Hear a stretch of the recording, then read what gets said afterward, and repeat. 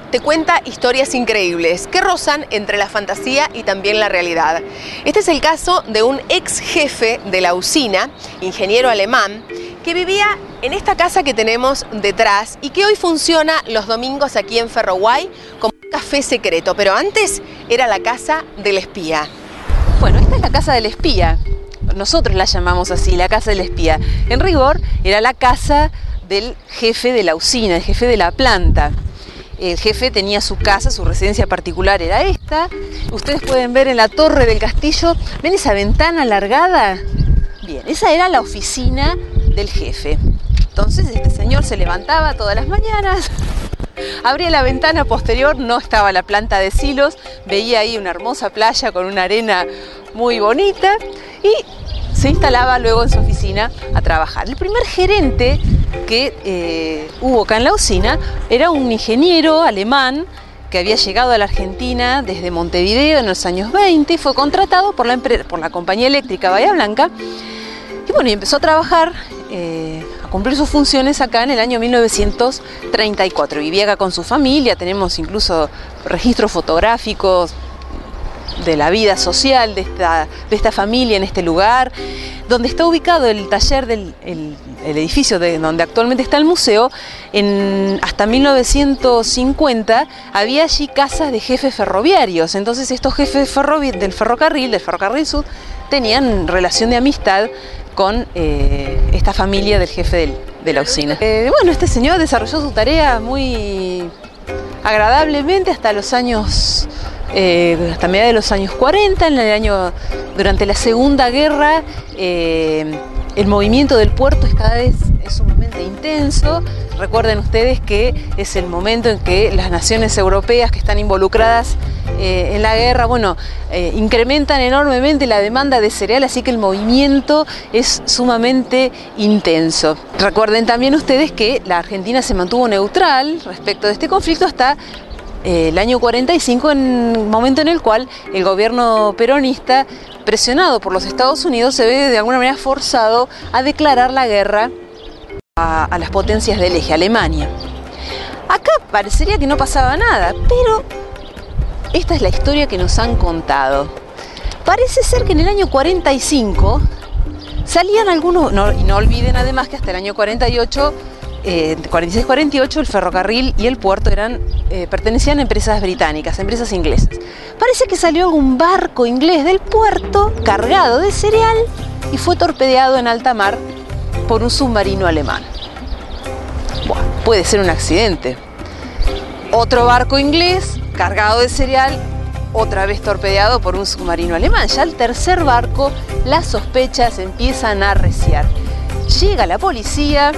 Un buen día lo convocan al señor gerente a hacerle un par de preguntitas.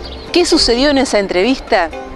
Nadie lo sabe. Volvió el gerente, cargó todas sus pertenencias en sus valijas y baúles y se fue. El rumor empezó a crecer cada vez con más fuerza. Parece ser que este señor gerente en la oficina que tenía allí en la torre del castillo tenía un aparato con el cual enviaba mensajes encriptados a los alemanes, porque era alemán, enviaba mensajes encriptados con información respecto de los barcos ingleses que él, mirando desde la ventana de la oficina en el castillo, veía barcos, trenes que salían del puerto de Ingeniero White. Parece que esta era su contribución. Si esto es verdad o mentira, nunca se pudo comprobar. Pero el rumor y la sospecha quedó siempre acá en el barrio. Cuando en el año 2004 empezó a funcionar acá el museo, venían algunos vecinos sumamente interesados en ver cómo se iniciaba la recuperación de este espacio, y era, bueno, sí, porque acá la casa del espía, pero ¿cómo es esto? ¿Quién era el espía? Bueno, y era allí que en realidad se empezó a recomponer esta historia a partir justamente de un rumor, de una sospecha, de algo que no quedó del todo comprobado.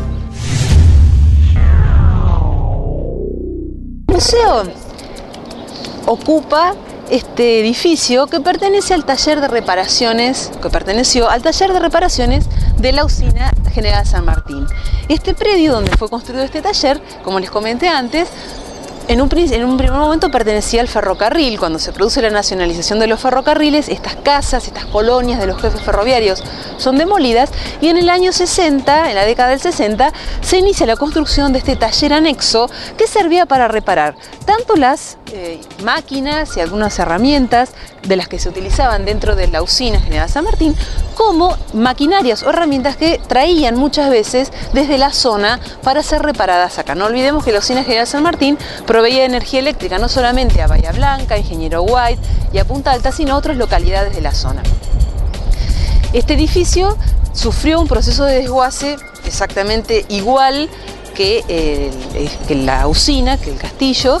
En el año 1997 se hizo el remate final de todas las maquinarias y herramientas que había acá, y este edificio quedó absolutamente abandonado hasta que en el año 2003 se inició el proceso de recuperación de este espacio. Comenzamos el recorrido por dentro ahora del Museo Ferroguay, un taller con diferentes herramientas que tienen su historia y tienen un valor incalculable, la historia de vida y también de trabajo del ferrocarril de Bahía Blanca. Una de las prioridades cuando se inició el proceso de recuperación de este espacio fue que las huellas de tanto del taller que funcionó acá durante muchos años, como del proceso de desguace y de desmantelamiento que sufrió esta usina, no se pierdan. Una opción hubiera sido emparejar el piso, borrar las bases de las máquinas que estaban instaladas acá. Pero era algo eso que no se podía hacer. Este museo, todo este espacio, lo que está tratando de marcar todo el tiempo es ese momento. Si hay objetos que tienen que ver con la historia de los ferrocarriles, con la historia de las usinas, con la historia del trabajo en el ferrocarril, con la historia del trabajo en la usina, no puede no tener presente todo el tiempo ese momento traumático, ese momento crucial que fue el desguace y la ruptura de todo este sistema de trabajo. Es por esa razón entonces que se optó por preservar el piso original. Ustedes pueden ver estos tacos de madera, bases que eran las que permitían la instalación de los sistemas de cables, las bases de las máquinas que funcionaron en este taller. Que era un taller eléctrico, no olvidemos, un taller de la usina. Se preservaron las bases, se preservaron gracias a la ayuda, a la colaboración de personas que trabajaron en este taller. Se pudo hacer la identificación de cuáles eran estas máquinas. Trabajando acá, los hemos entrevistado, hemos conversado muchas veces y nos han contado entonces cómo funcionaba cada una de estas máquinas, cómo era el ritmo de trabajo.